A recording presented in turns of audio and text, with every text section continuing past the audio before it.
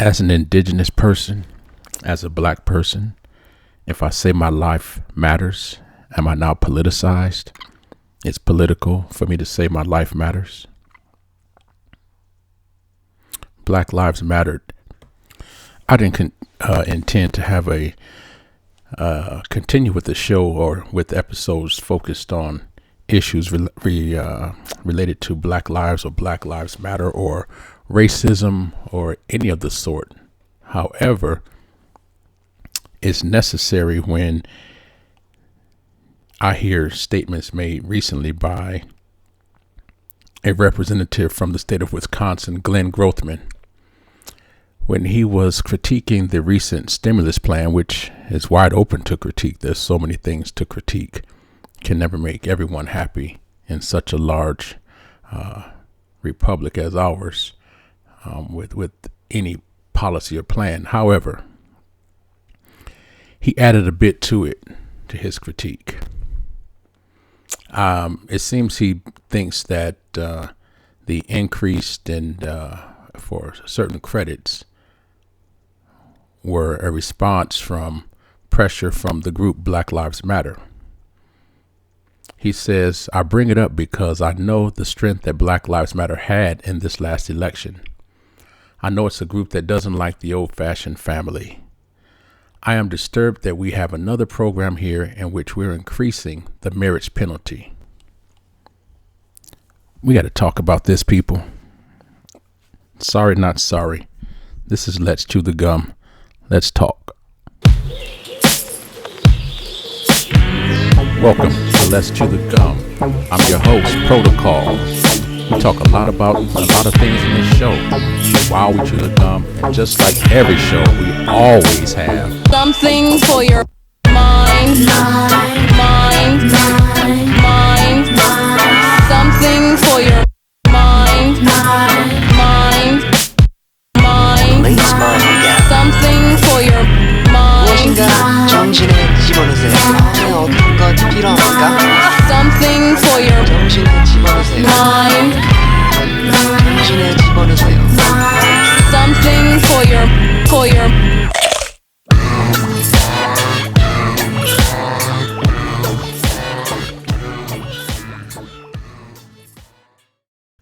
Welcome to this edition of Let's Chew the Gum, the podcast where we talk about everything from A to Z while we chew the gum.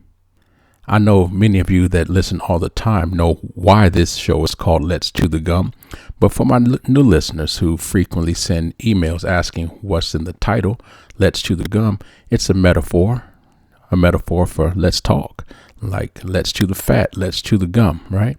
But it's also a little clap back at all the years I was told I couldn't chew gum and talk, or just this idea that's rude. I like to chew gum when I talk or do any type of activities. It gives me a nice rhythm, moderates my breathing. So I like that. Anyway, feel free to send your emails to letschewthegum@gmail.com. If you have show topics that you'd like to hear discussed on the air, or if you'd like to be a guest on the show. We are today, as I said in the prelude, going to be discussing issues around the latest statement or the statement from Representative Glenn Grothman of Wisconsin, making the statement about Black Lives Matter not liking the old-fashioned family. And so I want to break that down because what I understand, first of all, I would say he has a right to say whatever he wants to say, believe what he wants to believe. But when you are in a position of authority, you're responsible for the reactions of what happens after you issue statements. And I'm going to say that his statement was irresponsible, short-sighted, and reckless, period. To say that, or to make the inference that Black Lives Matter or individuals associated with it don't like the old-fashioned family, meaning a traditional two-parent household, is ridiculous, first of all. And I'm glad that the delegate from, I believe it was the Virgin Islands, spoke up and made a retort to what he said. But this has to be addressed on multiple platforms. As I said, I didn't intend to have this show topic today, but I think it would be irresponsible for me if I didn't talk with you, my listeners, about this statement and why I say it's destructive and irresponsible. First of all, for me to say, or for anyone to say that's a black person, that their life matters, should not be politicized. Secondly, not every person that's black is a member of the organization Black Lives Matter. There's an organization, Black Lives Matter, and then there's just the general statement, Black Lives Matter. And if I say Black Lives Matter, it doesn't mean I'm affiliated with the organization, which I'm not. I'm not affiliated. Don't know everything there is to know about them, but I know that my life matters, and I know a lot about them. His contention is that they're a Marxist group and that their idea of being against the traditional family is in favor of a more communal type. Let's drop some historical facts about why that may be. First of all, many societies were communal based. Native American and African societies, right? The extended family. Read it in your history books. It's a way of life. It's not political. It's for survival, the essence of survival.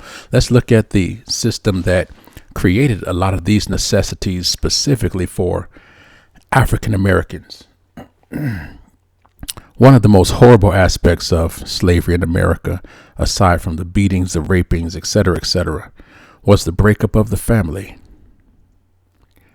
You wake up and your children are sold away. Your husband is sold away. Your wife is sold away. Everyone that you've known is sold, and it could be at any time. And for that to happen for hundreds of years, if you want to talk about what broke down the black family structure, let's start there. If African Americans weren't able to rely on what he calls the old-fashioned family, if we weren't allowed to rely on those structures, it's part and parcel due to the effects of slavery. Many blacks not knowing where to find family members after slavery ended, spent years searching and looking for new families, the inherent and generational trauma of being dispossessed of families, not by choice. So there was a reliance on the extended family. It was necessary for economic, social, spiritual support. Very necessary. So let's start there.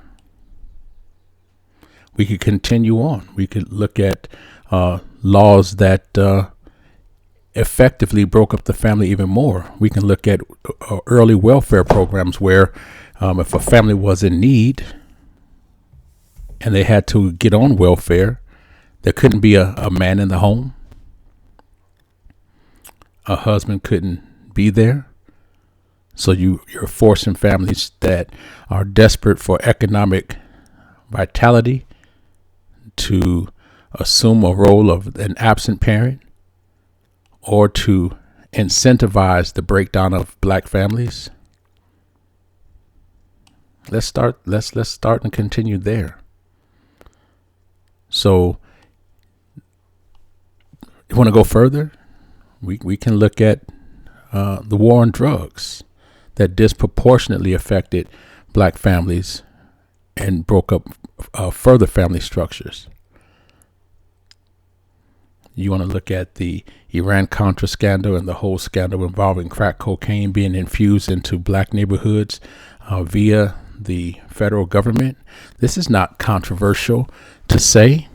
Should it be controversial that it was done? But you can read the voluminous articles and documents and archives on this topic. Movies, documentaries that have been made about it. I think Senator or Representative Grothman should do some homework there. It was reckless what he said, because what I understand as a teacher of government, one of the things I teach. I have a lot of students that I'm exposing to the process. A lot of students that are for the first time listening to leaders in government to hear what they have to say. And for the unsophisticated or untrained mind to hear a statement like that, Black Lives Matter are against the traditional family. That's like creating another boogeyman. That's what's usually done in war. You remove the humanness from your potential opponent and make stories up and caricatures up about those individuals, and it dehumanizes them and it makes them easy targets for those that can't see the reality. Because if they don't have a soul, if they aren't human, they're just an enemy, and I have, there's no problem to get rid of them. That's how this starts. Every time.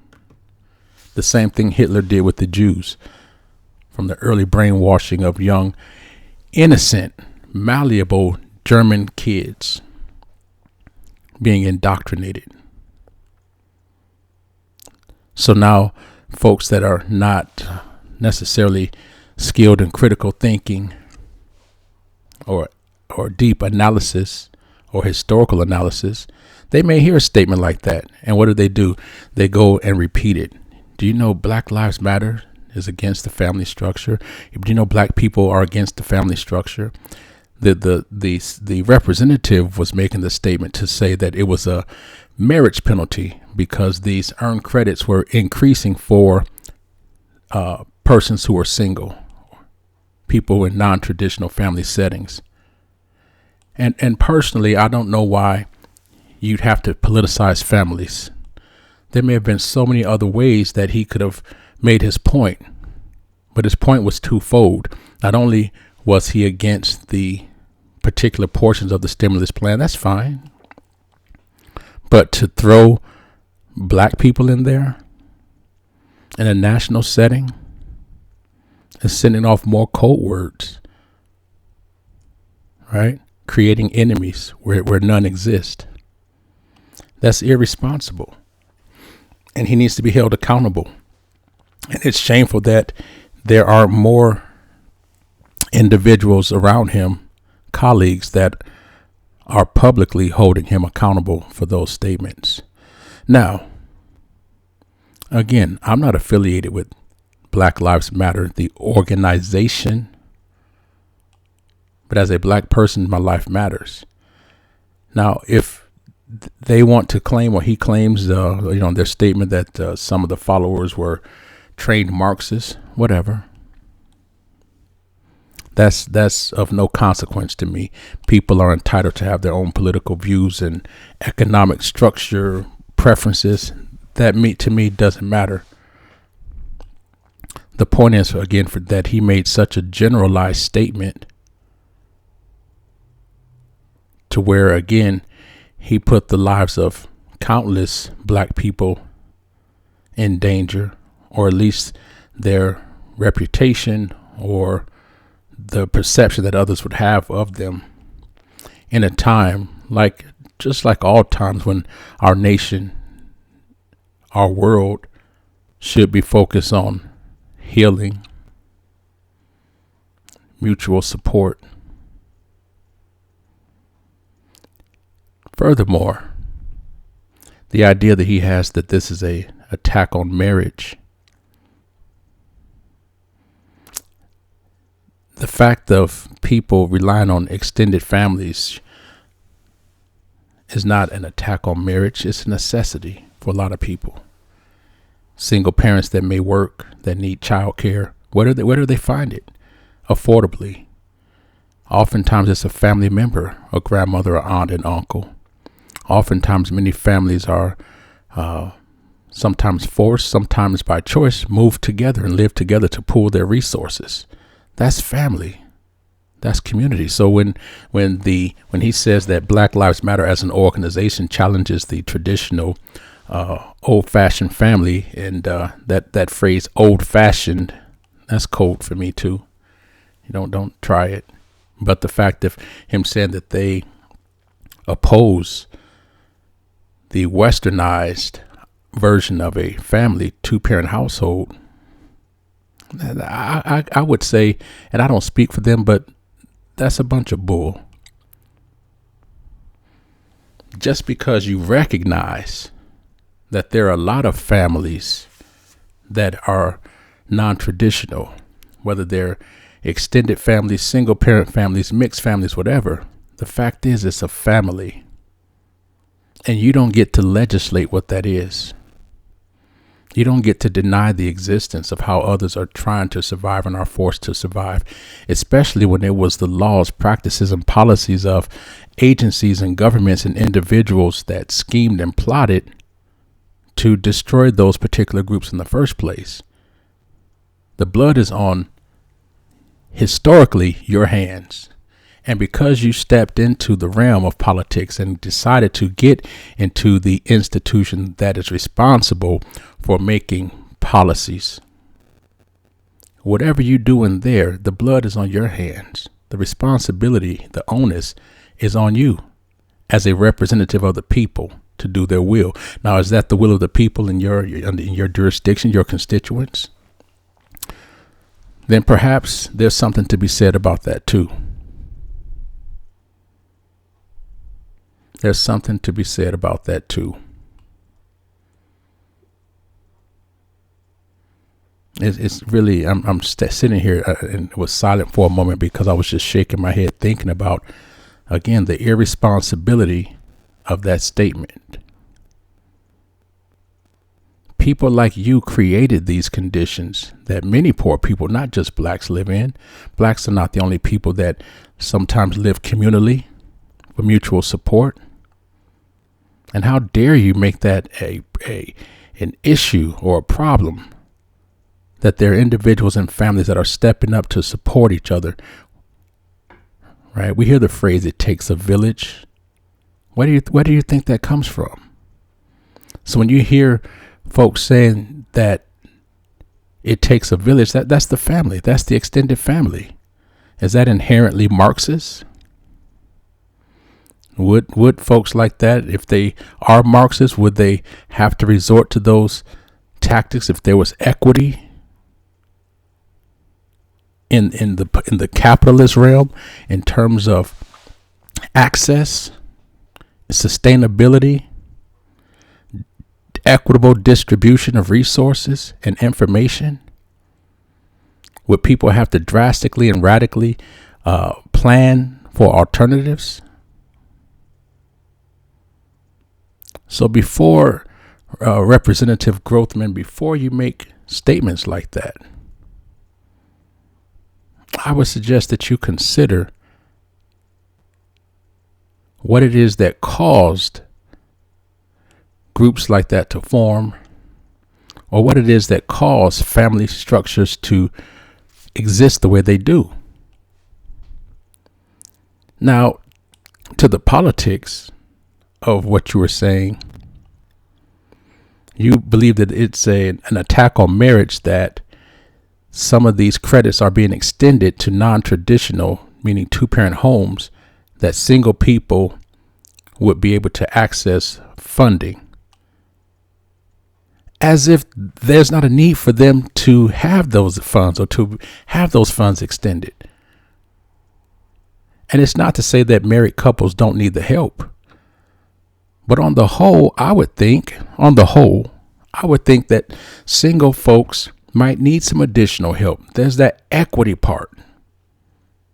It's not saying that because I'm married that I'm doing better than someone single. That's ludicrous to say. But single folks that qualify, if they weren't qualified before to receive funding because you made funding available and based upon a traditional two-parent home, there's something to be said about that as well. Because again, when we look at policies and government interventions, again, whether it's COINTELPRO or whether it's welfare reform, the war on drugs, when we look at those programs and interventions, most of them, not most, each one I suggested has a huge responsibility for the breakdown and breakup of black families. And so now laws are passed that support the institution of marriage. All for it. All for it. But that should not exclude parents in a non-traditional setting, single parents, mixed families, etc. That's ludicrous. That's where the underlying codes are that speak specifically to the discrimination that's inherent in his statement, which is why so many people should be outraged by his statement.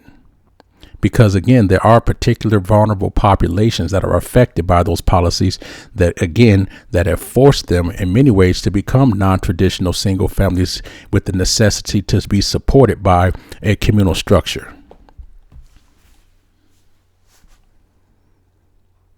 Again, it wasn't my intention to have this topic today.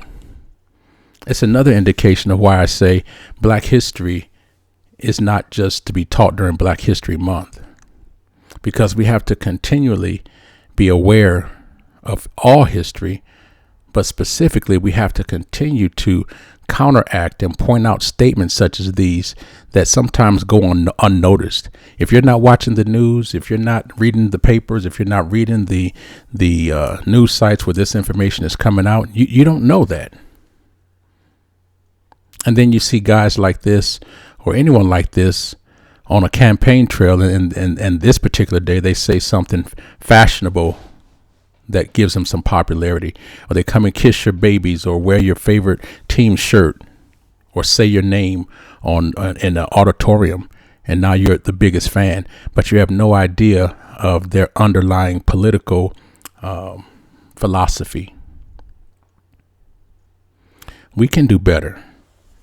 Representative Grothman, you can do better.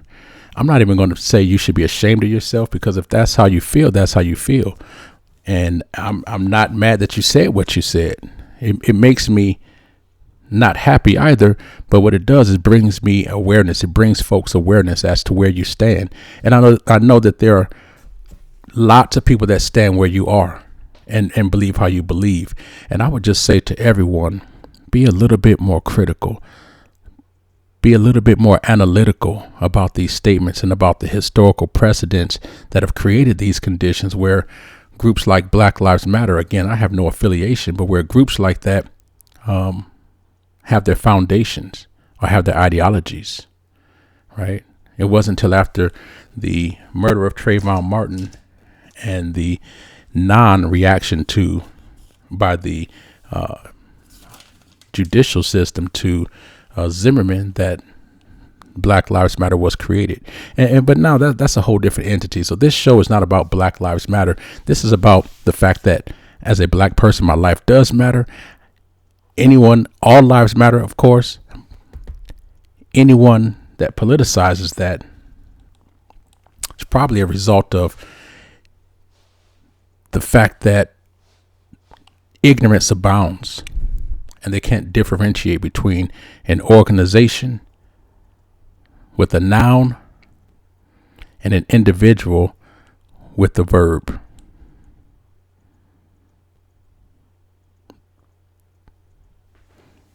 I'm going to take a quick break. We'll be right back. You're listening to Let's Chew the Gum. Something for your mind. Please mind again. Something for your mind. If you haven't heard about Anchor, it's the easiest way to make a podcast. Let me explain. It's free. There's creation tools that allow you to record and edit your podcast right from your phone or computer. Anchor will distribute your podcast for you so it can be heard on Spotify, Apple Podcast, and many more. You can make money from your podcast also, with no minimum listenership.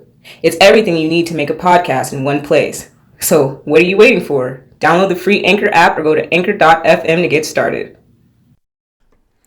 Okay, and we're back. Thank you for listening to that important information from our sponsors. Definitely want to keep the show going. If you'd like to sponsor, you can go to anchor.fm/protocol. Also, there's a slot there if you'd like to make a donation to the show, if you like the content that's coming out, no matter where you are in the world. And speaking of which, a big shout out to all the listeners worldwide. You're so much appreciated. Your comments are appreciated. Please keep them coming. Again, this is Let's Chew the Gum, the podcast where we talk about everything from A to Z while we chew the gum. Email us at letschewthegum@gmail.com, again, for show topic ideas, or if you'd like to be a guest, or just to submit your questions or reactions to anything you've heard on any of the episodes. Feel free to check out season 1, all 17 episodes from season 1, and then this 6th episode of season 2, all of which can be heard here where you're listening or on most podcast platforms. So I'm going to jump back into it. We had before the break been talking about the statements made by the legislator from Wisconsin, Legislator Grothman, and just the idea of how irresponsible it was. I want you to understand it wasn't only irresponsible because he threw black people in there as being anti-traditional family, but his position would be anti anyone who's sensitive to the fact or the necessity of a non-traditional family, an extended family, in terms of how he's looking at this as an attack on marriage. Just not good. I want to encourage all of you to become involved with your local, state, federal governments, if that's something that you are able to do, to make sure that we hold individuals accountable for statements like that, divisive statements that, while many of us are pushing to build cohesive bridges and to, organize ourselves around like-mindedness and good values, irrespective of race and class, there's always some that are trying to tear it down. And so we want to be aware of that and hold those folks accountable. Okay. And that is much appreciated. So as I go on, I don't know what more I could say about what the person said. Let me share some quotes with you from some other folks that chimed in on it. These were pretty interesting from the standpoint of just understanding how people view this particular topic. So hold on a second. I want to pull some up, just a few that I looked at this morning. Excuse me. One second. Let's see. Let's hear from someone that maybe supports his point of view. Here we go. So these were, I don't know if these are students or what, but McClanahan of Princeton University and Gary Sandifer of the University of Wisconsin found the average child raised by a mother and grandmother is doing about the same as the average child raised by a single mother. Okay. Does that mean that the grandmother's not helping? Or does that mean the grandmother is supporting? I don't know what we can get from that. In the absence of both parents, children raised, this is there for a quote from their writing. In the absence of both parents, their findings, I should say. In the absence of both parents, children raised by their extended kin, such as an aunt or uncle, are significantly more likely to have, in the words of one study, higher levels of internalizing problems, including loneliness and sadness, when compared to those raised by married parents. Another established finding in sociological research is, that fathers play a pivotal role in children's, I would imagine that says development. So what are we saying? That they're saying that kids that are in extended families suffer more than people from married couples. That could be true. Typically, if kids are raised by an aunt or an uncle, more than likely there was something going on in their immediate family. But does that mean we shouldn't recognize those aunts and uncles and grandparents and whatever as family units that are deserving of support? And if somehow we pass legislation that provides some equity in supporting those types of families, that we're against marriage or against the institution of marriage or traditional families, that's like nonsense. It's utter nonsense, right? Of course, children in families with both parents, married parents, of course, is more than likely, if it's a healthy environment, that they're going to do better and feel better and have less internalizing of problems, including loneliness and sadness. Likely, again, children that are in those positions that are not with their parents, maybe there is some loneliness and sadness. Maybe they aren't with their other siblings and their parents. That's not saying much. But what about the fact that you have family members that are stepping up to support those children? Would it be better that you have them in institutions, orphanages, group homes, other settings where they aren't getting care from immediate relatives? I mean, every situation can be looked at individually, on an individual basis. But what exactly are they trying to say? It's ludicrous. Is that their justification? Wow. It says, continues on, Marxist views, Marxists view the living arrangement of the extended family as more conducive to fostering collectivism, since it requires conformity to successfully facilitate production. On the other hand, the traditional two-parent nuclear family is depicted as an insidious invention of capitalism. Where did they get this stuff? Responsible for displacing the communalism of the extended family. That's just ludicrous. So we're supposed to believe that if people are married in a two-system family, that I can't even go on. I won't even insult your intelligence. I think we have to get by the way that we can get by. And if that's possible with a two-parent family, that's great. And if it's not, you have an issue with people collectivizing with their relatives for support, pooling resources. What is with people that don't like cooperation? It's selfishness. Selfishness. Wow. This is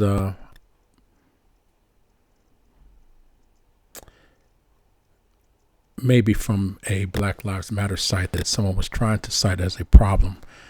It says, we disrupt the Western prescribed nuclear family structure requirement by supporting each other as extended families and villages that collectively care for one another, especially our children, to the degree that mothers, parents, and children are comfortable. That makes it Marxist to care for your family, because you are disrupting the Western prescribed nuclear family. Back in the 50s, it was the two parents, the kid, two kids, a white picket fence, and a dog. I don't know. That's the Western prescribed nuclear family. That doesn't fit everybody. There's so many, and this is not a black thing. That's the problem. Say all that you wanted to say about your politics, but why throw black people in there under the bus like that, as if they don't care about traditional families? Again, economic conditions, societal factors, programs, policies, and practices have all led a lot to the breakdown of the black family, right? But still, as the delegate said from the Caribbean, it's still black people have managed to keep their families together and still are working hard to do that. It goes on to say, we make our spaces family friendly and enable parents to fully participate with their children. We dismantle the patriarchal practice that requires mothers to work double shifts so that they can mother in private, even as they participate in public service work. So we're supporting mothers, we're supporting families, they're saying. Wow. I think some folks should mind their business. That's all. Just mind your business. I mean, if that's how you feel, you don't like the idea of people cooperating, I don't know what to tell you. It's not necessarily my place. My contention with this whole thing is that he can have his politics about how he believes how the stimulus package funding should be spent. That's fine. I have no issue. You should. I just did a lesson today with my students about their pay stubs and taxes and where that money goes, how they can look at where that money goes. And if they decide that it's going someplace where they don't want it to go, then that's when they become active. That's when they advocate. That's when they go to their representatives to let them know. That's how it works. That's great. But this guy is going a step further. It's Friday. I think I've said all I want to say about this topic. I think I would like, to challenge you all again to pay close attention to what's being said and how it affects others. Pay attention to what's being said and how subtle messages, dangerous messages are put into place that can affect others. Pay attention to what's being said so you will understand where people are in terms of what they care about when they are elected to represent you. Pay attention because you never know when you'll be the target of some of that rhetoric and divisive language. So it's upon all of us to take care of ourselves, to look out for ourselves. And for me, my neighbors, friends, and pretty much everyone, because if we're all doing well, why do we need to fuss and fight? You've been listening to Let's Chew the Gum. I hope you guys have a peaceful day, week until we can join again in this space. Thank you for your time. Remember to email us at letschewthegum@gmail.com for show topics if you'd like to be a guest or to leave your comments. So thankful to all you listeners around the world of Let's Chew the Gum, the podcast where we talk about everything from A to Z. And just like always, we have Something for your